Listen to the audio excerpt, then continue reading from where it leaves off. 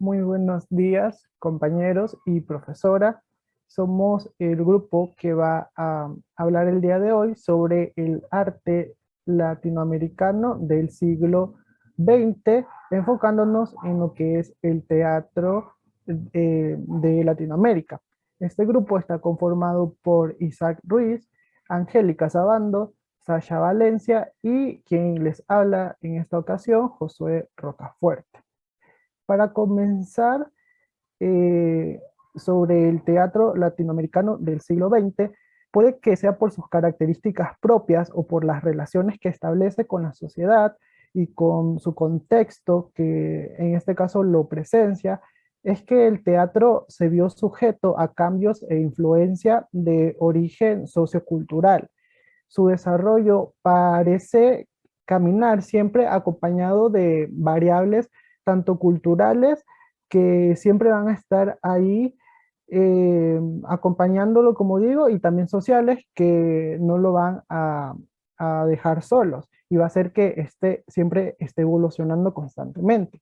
Valdría la pena sumergirse en la historia del teatro y al hacerlo iríamos directamente a los orígenes de la humanidad, porque en la vida del hombre primitivo hallaríamos las fuentes originales de lo que es la expresión teatral, en los rituales primitivos, en las costumbres, en los festivales, es donde encontraríamos estas formas ancestrales de las cuales ha emergido y por el paso del tiempo se ha convertido en lo que es el arte del teatro. Descubriríamos también que su desarrollo ha sido histórico y ha estado enlazado a la vida del hombre, ya que tienen también muchas influencias de la vida humana y también de la relación que tiene el hombre con el medio ambiente. Asimismo, en este caso, el teatro latinoamericano tiene influencias del teatro universal, que surgió en otros continentes. El teatro latinoamericano, en cambio, da luces de cómo los diversos paradigmas y rumbos del teatro universal, del cual tiene influencia, ha sido eh, tomado, pero modificado o alterados según el contexto de Latinoamérica. La primera renovación, por así decirlo, escénica en Latinoamérica ocurre en la década del 20 del siglo pasado. Se combinó del deseo de promover un teatro de mejor calidad con la entrada de nuevas tendencias europeas.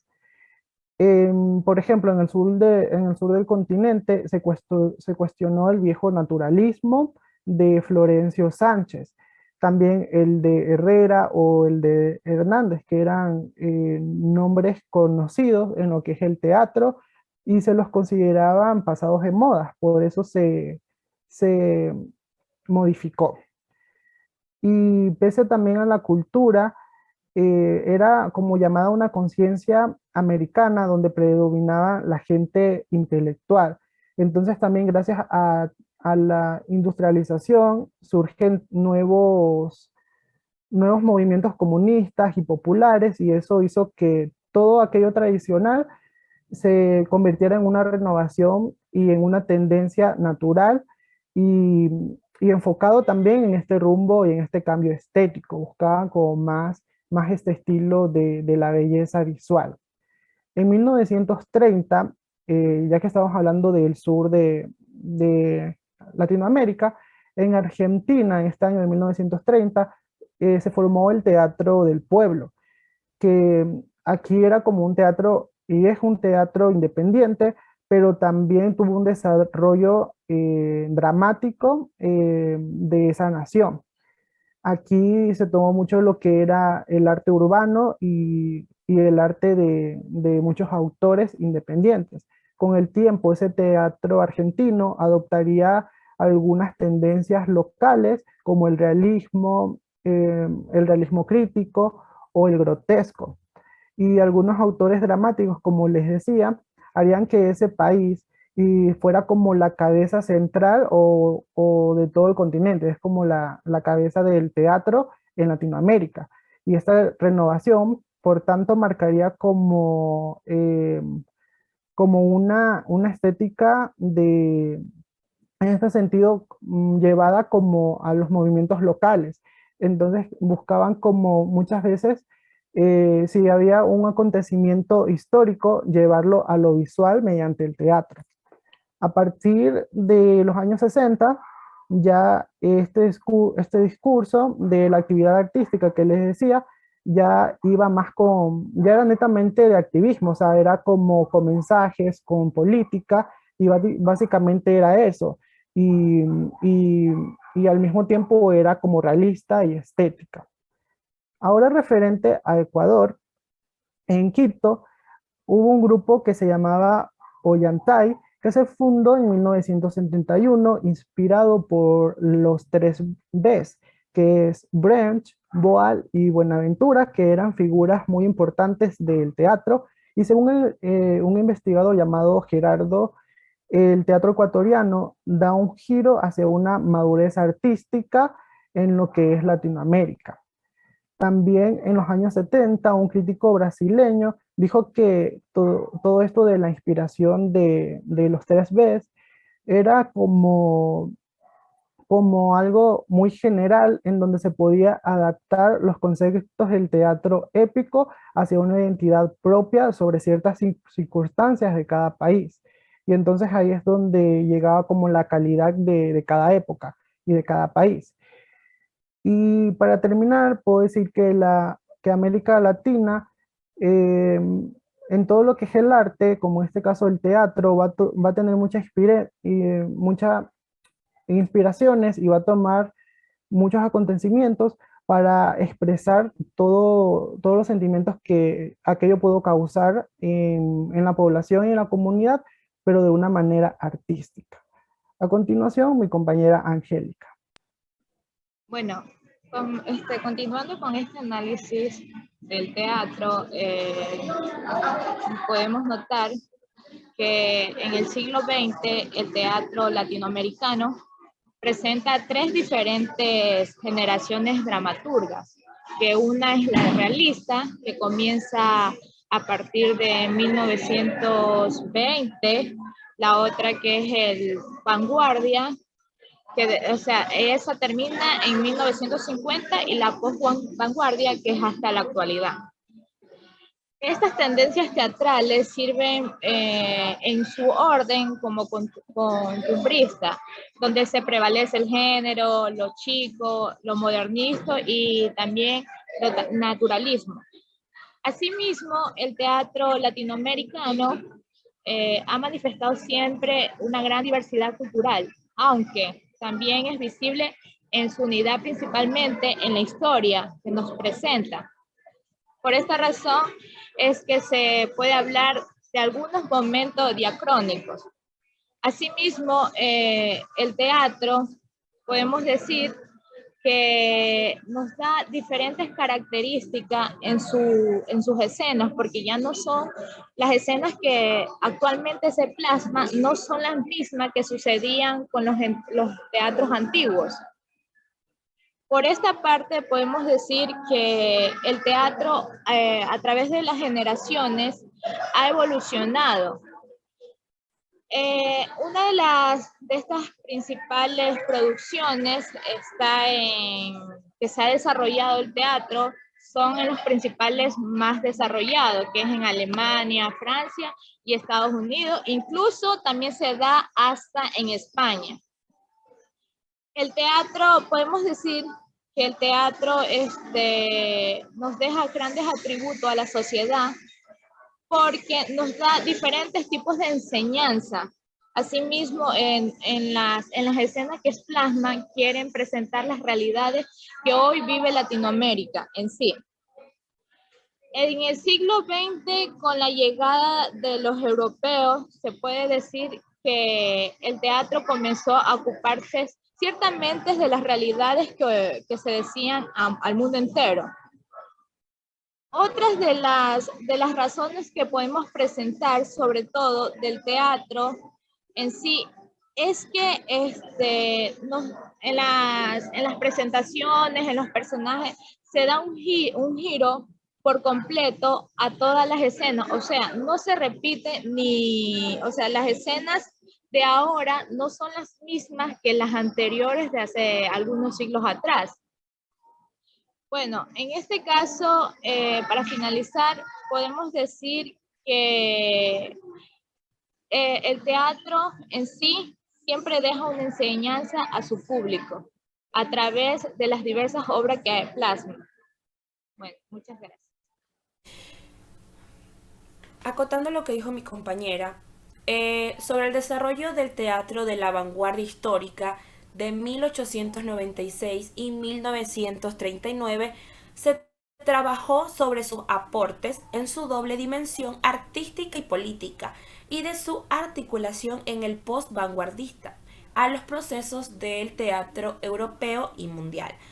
Toda Latinoamérica se vio afectada por la Segunda Guerra Mundial y si bien en las historias del teatro se le otorga un espacio menor y de relativa relevancia, generalmente se la considera precursora o antecedente del nuevo teatro posguerra, es decir, el que sigue el cierre de la Segunda Guerra Mundial. Funcionar el arte como la vida implica, produce un arte que tenga significación en la existencia, un arte vital, así como vivir una vida atravesada por los saberes y las estrategias del arte. Una vida artística contribuida, afectada por el arte. La vanguardia aspira a generar un arte nuevo y una vida nueva, de conexión simbiótica, opuesto a un arte viejo y una vida vieja.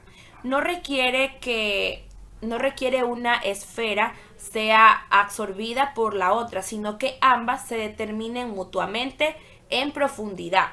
El arte no se desaparece totalmente, fundido o en indiferencia en la vida. Hans Richter ha reflexionado sobre la pervivencia de la dimensión artística, incluso en la experiencia sin concepciones del diasmio.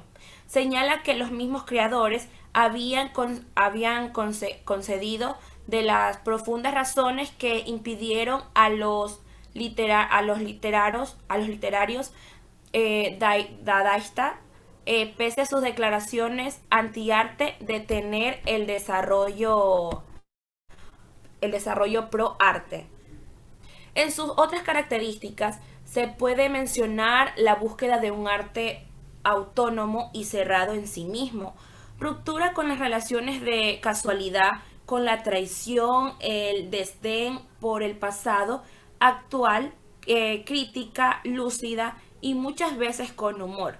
Algunas fueron muy populares, admiración por la ciencia, la tecnología y la moda de técnica o científica. Y en general se consideraron como un espíritu abierto a iniciativas nuevas y su expresión colectiva dio a luz a manifiestos y a declaraciones que expresaban su identidad, sus propósitos y principios e ideas que lo sustentaban.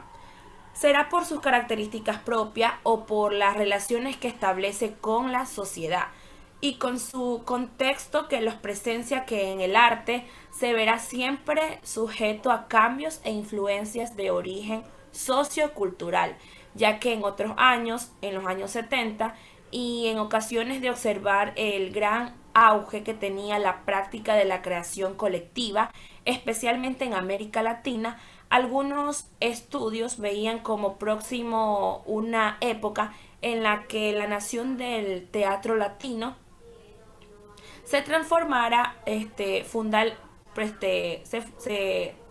transformara, entonces se pensaba que ya se escribía obras que se utilizaban como instrumento en una puesta en escena. Se comprende que el teatro latinoamérico es la muestra conceptual de cómo enfrentar la situación a fines del siglo, es decir, interpretar los cambios ocurridos desde la llamada modernidad hasta lo contemporáneo. Le doy pase a mi compañero. Muchas gracias, compañera. Bueno, a continuación vamos a conocer algunos de los momentos claves en el teatro latinoamericano. Sabemos que el teatro latinoamericano del siglo XX tuvo autores y directores, además de ciertos eventos o cambios políticos. Estos impactaron directamente en la dirección que tomó el teatro a lo largo del hemisferio en el siglo pasado. El año de 1968 es un año clave por varias razones. El Festival Internacional del Teatro que tuvo lugar en Manizales, Colombia. Este fue un evento clave porque llegó a ser el modelo para otros festivales internacionales de teatro posteriores. Hasta los años 50 o 60, los críticos han señalado que el teatro latinoamericano era básicamente europeo o tal vez norteamericano en sus temas y técnicas. Sin embargo, los festivales ayudaron a estimular una revisión de este panorama. De esta forma, los teatristas y grupos latinoamericanos comenzaron a verse en relación con los países vecinos para considerar el significado de lo que es ser latinoamericano y para buscar inspiración en sus raíces culturales, locales y en sus historias. El Festival de Manzanares no fue el primer festival teatral de Latinoamérica. Los festivales se celebraban regularmente en Venezuela, en México y algunos otros países. Sin embargo, la originalidad de Manizales se basó en su carácter transnacional, atrayendo a grupos no solo de Colombia, sino también de Argentina, de Brasil, de Ecuador, de Paraguay, de Venezuela y de otros países. Este tuvo malas épocas, incluso se suspendió durante unos 10 años, pero ha sobrevivido unas 26 temporadas hasta ahora, lo que es impresionante. Un segundo momento clave es la Revolución Cubana de 1959. Su influencia sobre el teatro, no solo de Cuba, sino en toda Latinoamérica, fue enorme.